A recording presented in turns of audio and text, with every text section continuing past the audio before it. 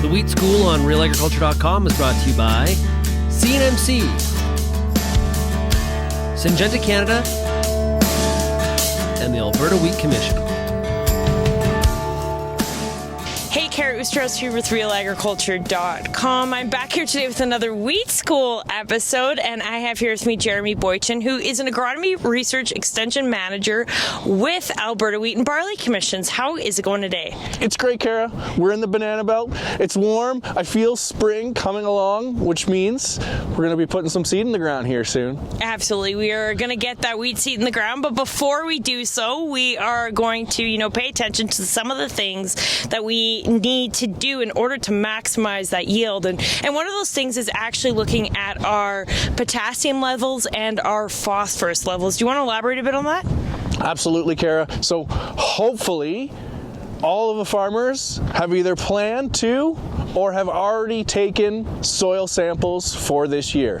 We really want to get an idea of what we're working with in the soil for not just nitrogen, but phosphorus and potassium. Now we know that phosphorus and potassium won't be changing as much as we're dealing with nitrogen, but it's still an important factor and something for us to consider when we're looking to maximize our yield potential, because we know that depending on the amount of phosphorus and potassium in the soil, our yield response of that wheat crop is going to change. And also, it's going to play a role in how we are managing our long-term phosphorus and potassium plan.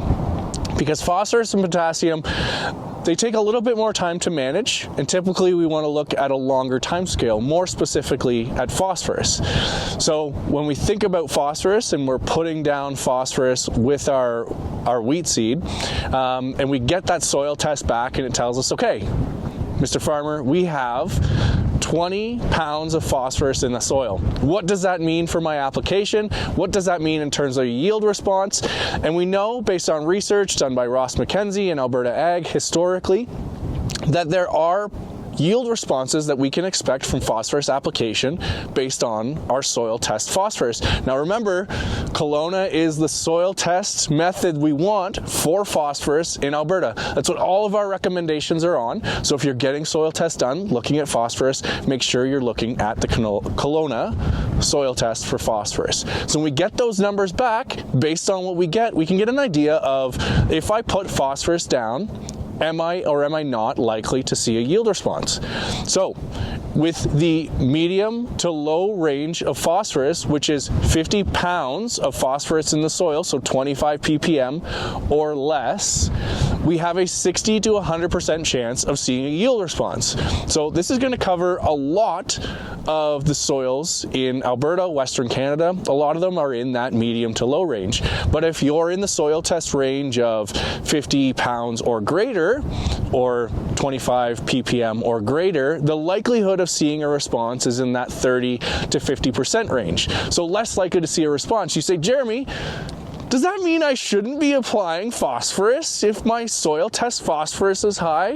And my response is going to be, you should still be applying phosphorus because that crop is removing phosphorus from the soil. And we need to think about our phosphorus in the long term. And we need to think about not just how much I'm applying for the yield goal I'm getting, but when we get to the end of the season, what was my actual yield and what does that mean for how much phosphorus I applied? Because if you applied for a 40 bushel crop and you get a 60 bushel crop, that means you're removing more phosphorus than you're applying that year. Are you making up for that in future years? Are you finding ways to put phosphorus into that system to make sure that you're not mining phosphorus from your soils in the long term? And we know with canola, and maybe I shouldn't be saying that on a wheat school, but with canola, it's hard to get down the amount of phosphorus we need for the yield targets that we have. So we need to think about our phosphorus system in the long term and ask ourselves over a 4-year plan, how much am I putting down? How much am I removing? And in the previous 4 years, how much have I put down and how much have I removed? And with that, then we get an idea of, should I be finding ways to inject more phosphorus into my system to make sure I'm not mining? And potassium falls into this similar category. And I know in Alberta and Western Canada, potassium typically isn't as much of an issue.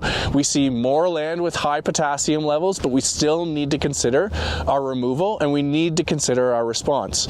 So with potassium, most of the research has been done on barley response, but we would expect similar response on wheat, is that if we are 100 pounds or less, so 50 ppm or lower, we have about a 75% chance of response, a yield response, an economic yield response to a application of potassium with that seed. So 15, 20 pounds of potassium is enough to support that and get a yield response. If we're in the 100 to 200 range, we're more likely in that 66 to 24% chance of a yield response from an application of potassium. And then if we are 250 pounds or more with potassium, the percent chance of a response is around 3%, so not very likely. So we come back to the same question: should I be applying potassium if I have high potassium levels? And I think the answer is going to be the same, in that we need to be thinking about removal of these nutrients, how much we're removing versus how much we're applying. And sometimes it's a simple maintenance amount of 15 to 20 pounds, but if we're removing straw, that number goes significantly up. So we need to factor that in and make sure we're not removing more than we're taking, not just in that individual year, but in future years and in past years, and using that as a full methodology, a full systematic look of multiple years of potassium and phosphorus removal and application. And if we can concentrate on these things and look at them, we can make sure that we're maximizing the yield potential of our wheat.